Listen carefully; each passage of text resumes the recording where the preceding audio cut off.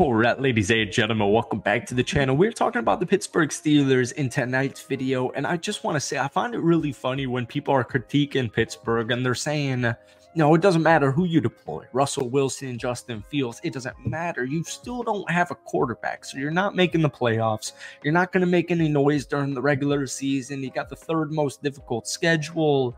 Yeah, you guys are regressing. You know, this is going to be finally a sub 500 season for Mike Tomlin.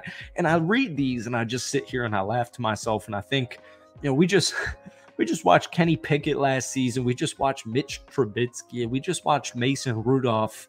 And as chaotic and dysfunctional as the Pittsburgh Steelers offense that finished the fourth worst total offense in the NFL, it was the fifth worst passing offense in the NFL.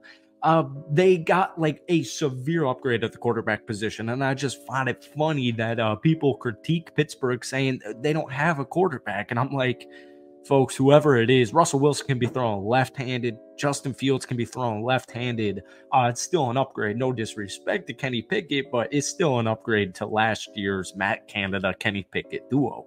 So your new quarterback is Russell Wilson, and your new offensive coordinator is Arthur Smith.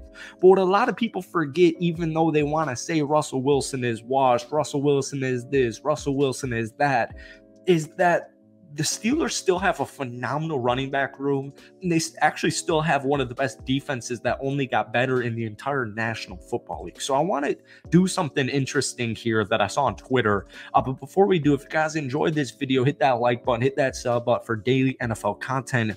We're in the midst of the offseason here. Like less than 2 weeks from now, we're finally going to have Pittsburgh Steelers updates and all that fun stuff. So thank you guys for being patient on this channel all summer. You can only talk about Brandon Ayuk so many different times, which, you know, by the way, I made a Brandon Ayuk Commanders video yesterday. If there's something on the table, I still think Pittsburgh should look into it, but neither here nor there. Let's get into it for today's video. So I saw an interesting tweet earlier today, and it was basically just like this visual, and it was 1,200 plus rushing yard guys back in 2003, and then last year, 2023, there was only one rusher in the NFL who rushed for over 1,200 yards. That was Christian McCaffrey. Now, there were a bunch of dudes close-ish. You had like Najee Harris, for example, was a 1,000-yard rusher. Derrick Henry, I think, was number 2. I think he just barely had a little under 1,200 rushing yards. And then you had the dude over in Los Angeles as number 3, but Kyron Williams. The point is, this graphic really put things in perspective. So in 2003, there were, I mean, off the top of my head, looks like there were 14 rushers over 1,200 yards. Jamal, not that it even matters, but I just, like, from a football fan's perspective, this is cool because a lot of these names I haven't seen in ages. Jamal Lewis, Amon Green, LaDainian Tomlinson, Deuce McAllister, what a name. Clinton Portis, what a name. Stephen Davis, Sean Alexander, oh my God, what a name. Priest Holmes, I have his jersey. Ricky Williams, I have his jersey. Travis Henry, oh my God. Curtis Martin, Fred Taylor, I have his jersey. Edgar and James and Tiki Barber. And then this past season, 20 years later, there was only one rusher over 1,200 yards. And so basically, like, my point is, you know, the Steelers were the 13th leading rushers last season with Najee Harris and Jaylen Warren. Arthur Smith's bread and butter is running the football. And I've talked way too much on this channel. Like, we've gone back and looked at the Tennessee Titans and Arthur Smith last year as the offensive coordinator. The Falcons were a phenomenal rushing team. Like, the only thing the Falcons got right in Arthur Smith's head coaching tenure was the rush game, whether it was even Cordell Patterson that we'll talk about in just a minute here, Bijan Robinson, the rookie this year, Tyler Algier has had a really sneaky 2 years into the league. Arthur Smith knows how to run the football. He knows how to scheme to run the football. So when people are critiquing the Pittsburgh Steelers offense in general, they're noticing the lack of a wide receiver too. But as long as Roman Wilson plays up to the expectations that we have of him, and it could be anywhere between 40 and 50 receptions for anything close to 600 to 800 receiving yards. You got George Pickens, who's going to have probably over 1,200 receiving yards. And then you got Van Jefferson, Calvin Austin, Scotty Miller, Quez Watkins, but you still have Pat Fryermuth, you got Darnell Washington, you got Jalen Warren, you got Najee Harris, you got a bunch of dudes who can catch the football. And it's funny because Russell Wilson last season, statistically, as far as touchdown to interception ratio, is one of the best in the business. Yeah, Russ is thrown for a little over 220 yards per game, but he's not turning the ball over. He's good in the red zone. He's still mobile at this stage in his career.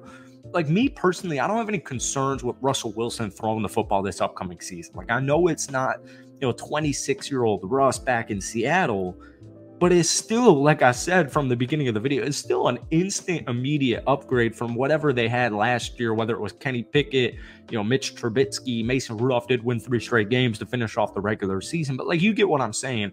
Russ is a veteran. He's a proven veteran in the league. He's finally come across some stability as far as just offensive personnel goes. And one thing that flies so under the radar in general is the Pittsburgh Steelers rushing game. So it's like, we're in this era of football where, they view GMs and owners, they view running backs as expendable. And it's like a very high risk for a very low reward. But when I think of the Pittsburgh Steelers this upcoming season, you got new starters, Zach Frazier, Trey Fautanu, Arthur Smith. They're going to run the ball so much. And if they run it better than they did last season, and like we said at the beginning of this video, the defense only improved. I mean, it really only improved. I don't have any concerns with the Pittsburgh Steelers winning 10 games, no matter who's throwing the football, because there's way too much talent there. And Arthur Smith knows how to run the football effectively. And you've got one of the best running back tandem duos in the NFL. So finally, we got about 2 minutes left of this video. I was reading an article, 5 underrated signings of the Steelers 2024 offseason. This was, I think, SteelersWire.com, Allison Kohler. She pointed out guys like Scotty Miller, Deshaun Elliott. But one player I've really keeping an eye on is Cordell Patterson, because Cordell is a dude who, when he was picked up from Pittsburgh right after the NFL announced they were changing the return rules, it was viewed as this like underrated signing. Now, Cordell last season, outside of, returning the football, 50 rushes, 181 yards, barely involved in the receiving game, 9 catches, 38 yards. But 1 year before that, before Bijan Robinson came into town, Cordell in only 13 games ran 144 times for 700 yards and 8 freaking touchdowns. Like, this guy was averaging 54 rushing yards as the backup running back. And I think people think Cordell Patterson is like 37, 38 years old. So my point is, I'm going to throw him into the running back mix with Najee Harris, Jalen Warren, and Cordell. Even if Cordell Patterson this upcoming year gets 300 rushing yards, Justin Fields gets 300 rushing yards, like, the Steelers have the best running back room in the NFL, and it's not even close. Whether it's Russell Wilson, Justin Fields, any of their running backs, Cordell Patterson, Pittsburgh is not getting worse than 10-7. I don't give a rat's ass what their schedule looks like. Teams get better, teams get worse, players get better, players get worse. Like, that's how life works. So we're ranting at this point in the video. Thank you guys for watching. Hit that like button, hit that sub button. My point is, the running room is severely underrated for the Pittsburgh Steelers. Let me know where the Pittsburgh Steelers will rank in yards per game, rushing yards per game, down below across the NFL. Thank you for watching. Peace.